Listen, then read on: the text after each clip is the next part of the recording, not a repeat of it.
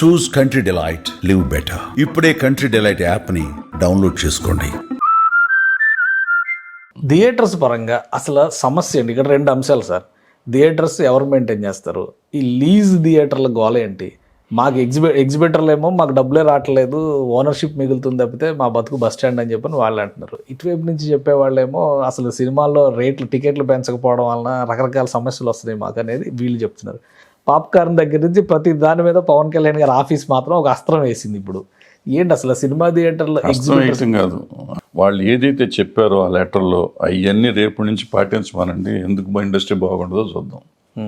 Plus ఇది చేస్తూ industry గత 30 ఏళ్ల నుంచి అడుగుతుంది, ఇండస్ట్రియల్ టారిఫ్ పెట్టండి థియేటర్స్కి, పవర్ టారిఫ్ మా కమర్షియల్ అవుతుంది, చాలా పడిపోతుంది అని చెప్పాలి. ఇది ఒకటి చేయాలి, అదొకటి చేయాలి. ఇక్కడ రెంటల్, మీరు అడిగిన ప్రశ్నలో రెంటల్కి ఎవరు వెళ్తున్నారు, ఎవరు లీజుకి తీసుకుంటున్నారు, ఇది చాలా క్రిటికల్ సమస్య అండి. ఇప్పటి నుంచో ఉంది ఇది. థియేటర్ ఓనర్స్ ఉంది ఇంతకు చాలా హ్యాపీగా ఉండేవారు. లాస్ట్ 20-30 ఇయర్స్ నుంచి చాలా ఇబ్బందులు పాలవుతున్నారు. ఏమవుతుందంటే అడ్వాన్స్లు అడగటం మొదలెట్టారు. రేట్లు పెంచుకుంటూ పోతున్న కాడి నుంచి, కాస్ట్ ఆఫ్ ప్రొడక్షన్ పెరుగుతున్న కాడి నుంచి నేను సినిమా ఎక్కువ పెట్టుకుంటా. ఇప్పుడు ఫర్ ఎగ్జాంపుల్ ఒక ఎక్స్ హీరో సినిమా ఇవాళ 10 కోట్లు కొన్నారు అనుకోండి, ఆ సినిమా ఎక్స్ట్రాడినరీ హిట్ అయ్యి 100 కోట్లు చేసింది ఆ జిల్లాలో. చేయగానే నెక్స్ట్ సినిమా తీసే డైరెక్టర్ అంతకుముందు అదే రెమ్యునరేషన్కి అదే హీరోతో తీస్తున్న ప్రొడ్యూసర్ కూడా 100 కోట్లు వచ్చింది కదా నాకు 70 కోట్లు ఇవ్వమంటాడు.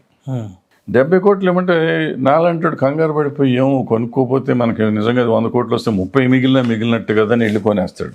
వీడి దగ్గర 30 కోట్లు 70 కోట్లు ఎక్కడ ఉంటుంది, ఉండదు కదా, రూపాయి ఉండదు వీడి దగ్గర. వీడు ఈ 70 కోట్లకి 80 కోట్లు వసూలు చేయాలి, ఎగ్జిబిటర్ దగ్గర నుంచి డబ్బులు తీసుకోవాలి. ఎగ్జిబిటర్ దగ్గర ఎంత ఉంటుంది డబ్బు పాపం, ఆ థియేటర్ కట్టి ఏదో ఉంటుంది. అతను ఎక్కడో వడ్డీకి తీసుకొచ్చి వీళ్ళకి డబ్బులు ఇస్తాడు. ఏదో ఒక్కో థియేటర్ 1 కోటో 2 కోట్లు 3 కోట్లు తెచ్చిస్తూ ఉంటాడు. ఆ తెచ్చిన డబ్బులకి ఒక అదృష్టం బాగుండి డబ్బులు వస్తే 3 రోజులు 4 రోజుల్లో వచ్చేస్తే సంతోషం, రాకపోతే వీడికి అట్టడు, ప్రొడ్యూసర్ అక్కడ అడ్రస్ ఉండదు, డబ్బులు ఇవ్వడు. ఉన్నోళ్ళు కూడా ఇవ్వట్లేదు అనుకోండి, అది వేరే సంగతి. బలైపోతాడు, వడ్డీ కట్టాలి అతను జీవితం. సో ఇది భరించలేక ఆ ఎగ్జిబిటర్లు మెల్లిమెల్లిగా లీజ్కి ఇచ్చేయటం మొదలెట్టారు. తలకాయ థియేటర్ సినిమాలు కూడా రావట్లేదు.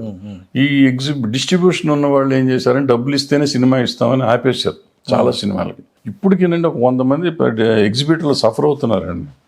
ఈ ఉన్న డిస్ట్రిబ్యూటర్లు వాళ్ళకి ఎవరు డబ్బులు లేవని, డబ్బులు అడ్వాన్స్లు ఇవ్వట్లేదని ఎవరు, వాళ్ళ సినిమాలు నడవు, వాళ్ళు వేసుకోవడానికి ఏం ఉండదు, వాళ్ళు సఫర్ అవుతానే ఉన్నారు. ఇంకా ఇప్పటికి కూడా 100-200 మంది దాకా అటువంటి వాళ్ళు ఉంటారు.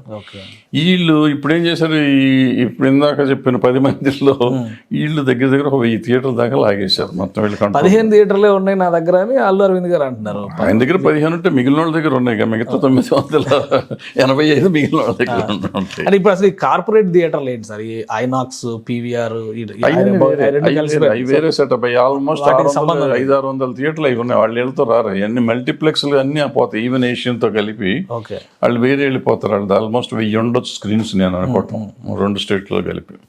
ఆ 1000 స్క్రీన్స్ ఇందులోకి రాదు. ఇప్పుడు ఇండివిజువల్ స్క్రీన్సే గొడవ. ఇండివిజువల్ స్క్రీన్స్కి వచ్చేటప్పటికి అందులో కూడా వీళ్ళు దగ్గర దగ్గర 200-300 వీళ్ళు సొంతంగా తీసేసుకుని డెవలప్ చేసుకుని, డెవలప్మెంట్ కింద తీసుకుని వీళ్ళ కంట్రోల్లో ఉన్నాయి. వాటికి వీళ్ళు అడ్వాన్స్లు ఇస్తున్నారు, ఏదో రన్ చేస్తున్నారు, దానికి రేట్లు పెంచుతారు, ఏదో వాళ్ళ కూడా వాళ్ళు పడుతున్నారు. సో ఇప్పుడు వీళ్ళు స్ట్రాంగెస్ట్. ఇప్పుడు నేను చెప్పిన ఇందాక అడ్వాన్స్ ఇవ్వాలంటే చిన్నవాళ్ళు లేని వాళ్ళు, ఇళ్లలో లేని వాళ్ళు డబ్బులు ఇచ్చే పరిస్థితి లేదు. వాళ్ళు అడిగే డబ్బులు, ప్రొడ్యూసర్ అడిగే డబ్బులు, ఆర్ డిస్ట్రిబ్యూటర్ అడిగే డబ్బులు, వీళ్ళైతే ఒకేసారి సింగిల్ చెక్ ఇస్తారు. ఇప్పుడు వాళ్ళ కంట్రోల్లో ఉన్నందుకని నువ్వు ఈ సినిమా రిలీజ్ చేయొద్దు అంటారు వాళ్ళు. ఇప్పుడు ఇందాక మీరు అడిగారు కమిషన్ అన్నారు, కమిషన్ అయ్యి ఉండదు అది.